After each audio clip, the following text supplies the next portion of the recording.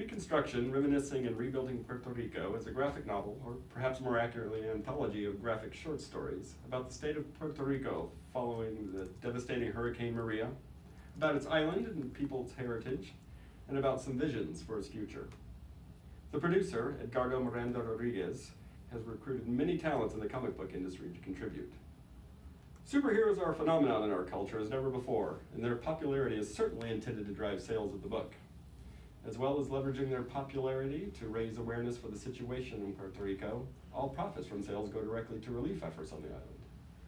I'm going to start by presenting a brief history of Puerto Rico before Maria.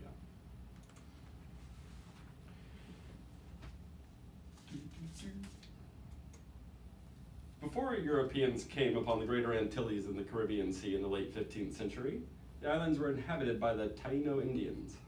There were dozens of chieftains throughout the islands, and the total population was around 2 million people.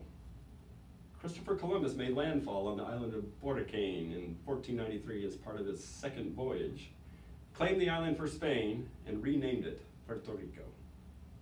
In 1508, Ponce de Leon followed and conquered and then colonized the island. 4 centuries of Spanish colonial rule then followed. Before Europeans came upon Puerto Rico and its inhabitants were exploited for export profit, mostly from sugarcane plantations. European diseases, primarily smallpox, ravaged the native Tainos, killing an estimated 90% of the native population. African slaves were then imported to continue the work. The remainder of the Tainos intermixed with the Europeans and Africans and were considered extinct as a people by the end of the 16th century. In 1898, the Treaty of Paris brought about an end to the Spanish-American War, and the United States acquired Puerto Rico. In 1917, Congress passed the Jones Act, which granted Puerto Ricans American citizenship.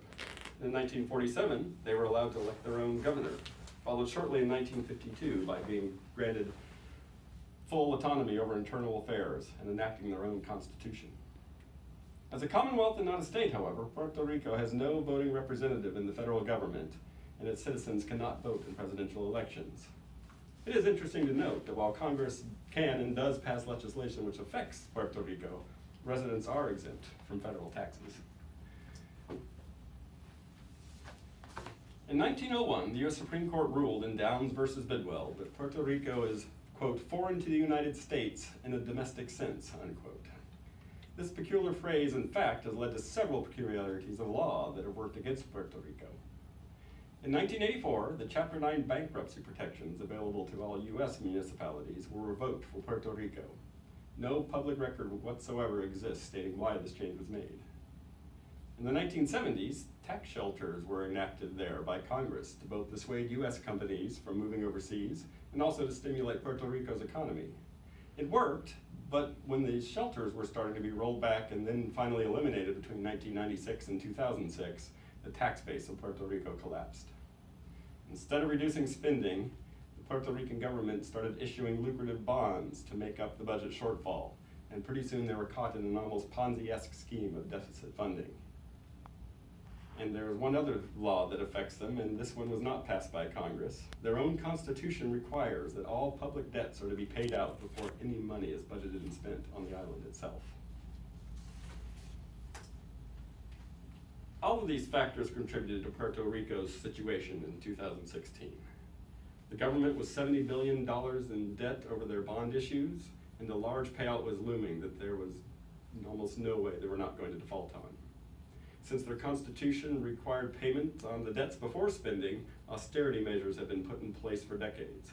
Hundreds of schools have been closed, hospitals were shut down, even during a 2012 Zika virus outbreak, and entire governmental departments were eliminated. There was little to no money for any sort of infrastructure maintenance. They had to increase their sales tax up to over 11.5%, and 45% of the population was living in poverty. And thanks to that alteration of the 1984 Bankruptcy Act, they had no way to seek refinancing or any sort of debt relief through Chapter 9. And then, in 2017, came the hurricane.